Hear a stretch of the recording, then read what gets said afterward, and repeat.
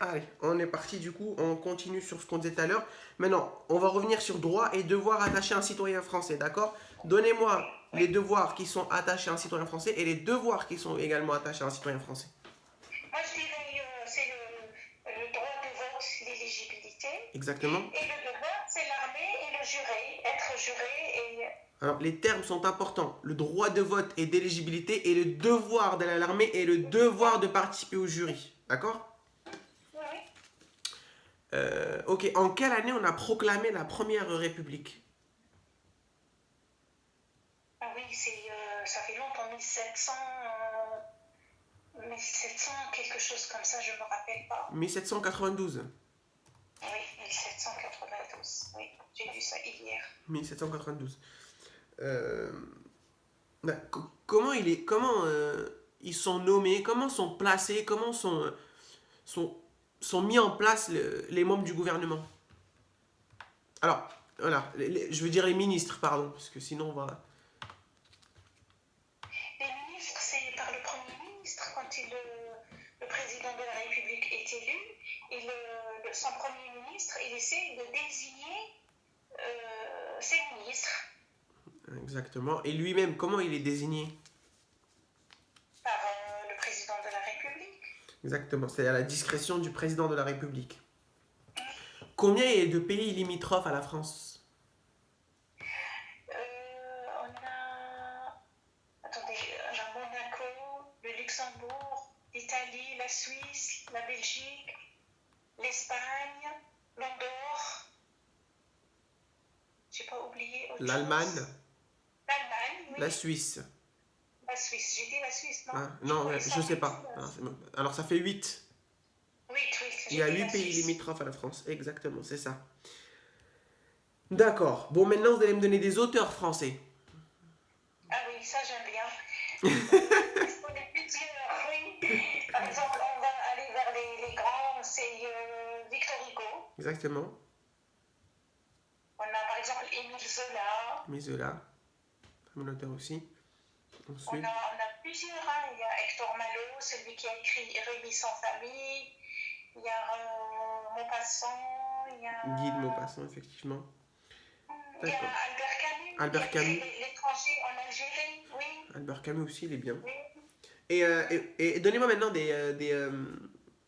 philosophes des Lumières. Voltaire.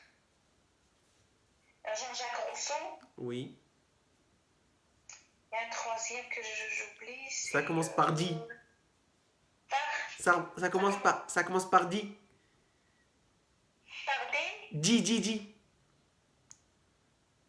Diderot. Diderot. C'est ça, c'est Diderot. Il y a trois principaux, c'est cela. Et quel est le plus grand auteur de théâtre? Ah, c'est Voltaire, c'est Molière. Molière, exactement. Et lui, il était sous l'époque de quel roi, lui? C'était pas le roi Louis XVI, non? Non, avant. Non, oui, Louis XIV. Exactement, c'était sous le roi de Louis XIV. De quel âge à quel âge l'école est obligatoire? De 3 ans à 16 ans, révolu. 3 à 16 ans révolus, exactement. Ça a toujours été 3 ans? Non, ça a été quand même 6 ans. Ok, donc c'est que récemment il y a eu une réforme par rapport à l'obligation d'instruction. D'accord, comment s'appelle le chef du gouvernement? Le chef du gouvernement, c'est le président de la République. Non, le chef du gouvernement. Lui, c'est le chef de l'exécutif. Oui. Le chef du gouvernement, c'est Jean Castex. Jean Castex, c'est le Premier ministre. Exactement, et le Premier ministre, il est chef du gouvernement aussi. Oui. Vous connaissez qui comme ministre? Pardon? Vous connaissez qui comme ministre? Par exemple, Édouard Philippe. Alors, attendez. Là, vous êtes parti trop loin, là. C'est vrai, je suis parti trop loin. Pourquoi vous parlez de Lionel Jospin? C'est les anciens. Oui, mais nous... Ah non, mais nous, on parle de maintenant. Des ministres actuels. Les ministres de la Santé, les ministres de l'Éducation nationale. Vous êtes parti trop loin, vous, avec Lionel Jospin. J'ai compris les ministres qui ont précédé le... Ah non. Alors, c'est moi qui ai mal posé ma question. D'accord. Donnez-moi des ministres actuels que vous connaissez. Eh ben, il y a plusieurs. Ah oui, Roselyne Bachelot, effectivement. À la culture. oui. Elle est ministre de la Culture, Culture. oui, c'est ça. Il y a...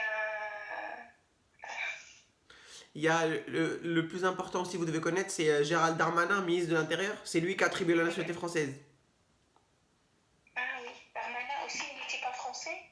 Non, j'ai dit c'est lui qui attribue la nationalité française. Pardon. C'est le ministre, le Premier ministre. Et il est aussi ministre qui s'occupe des églises, du culte, non? C'est parce que ça relève de la sécurité nationale. Donc oui, effectivement, il gère tout ce qui est sécurité, police. C'est lui qui est le responsable de police. C'est lui qui est responsable de la sécurité intérieure. Voilà, c'est ça. C'est-à-dire quand il y a des problèmes... c'est pour ça qu'on le voit souvent quand il y a des problèmes avec la sécurité.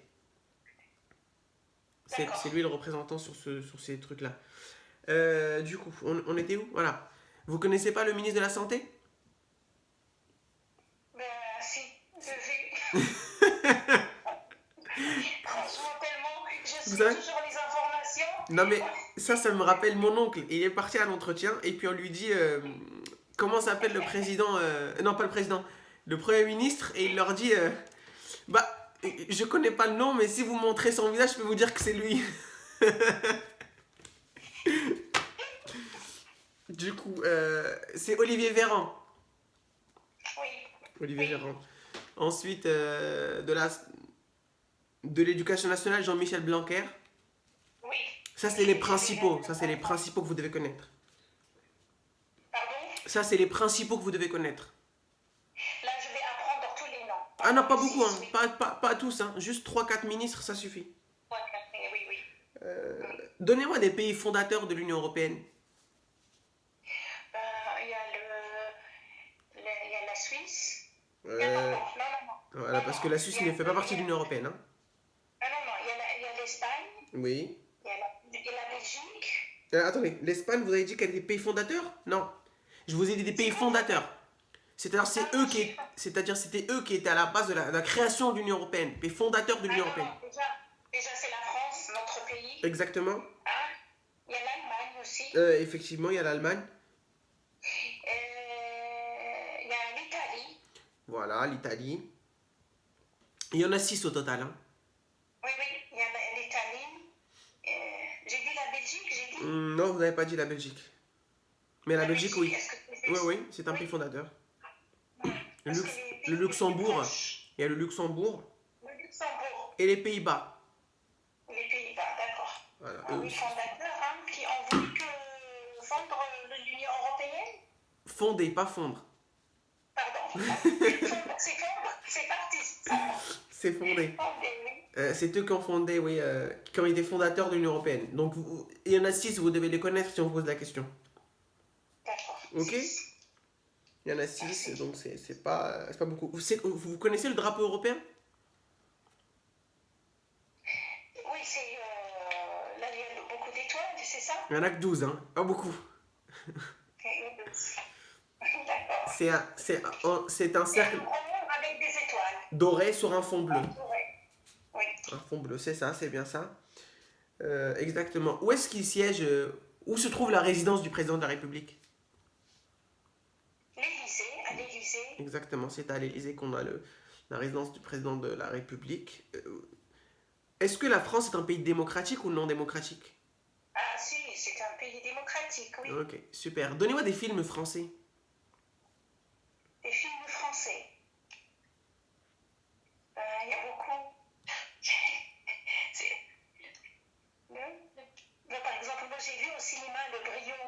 Ah, Le Brio, j'aime bien aussi.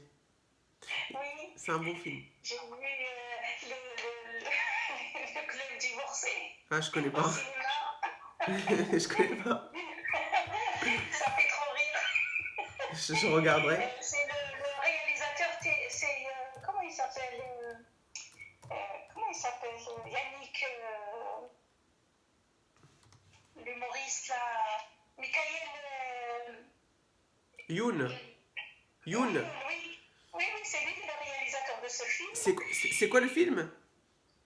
C'est le club divorcé. Bon, quand je finirai mes partiels, je regarderai. Il est magnifique. Club divorcé, ok, je regarderai. Ah ouais, c'est vrai. Michael Youn, en Ducré. Ok, je regarderai. C'est quoi le surnom de Louis XVI? De Louis XIV, pardon, C'est tant pour moi. le roi soleil. Louis XIV, c'est ça. C'est ça, c'est le roi soleil, c'est ça. Oui, le roi Et soleil. donnez-moi enfin, pour terminer notre simulation, des monuments français.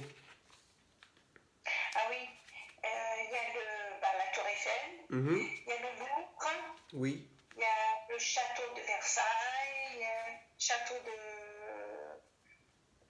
Le château, là, facteur. Comment il s'appelle? Le château facteur?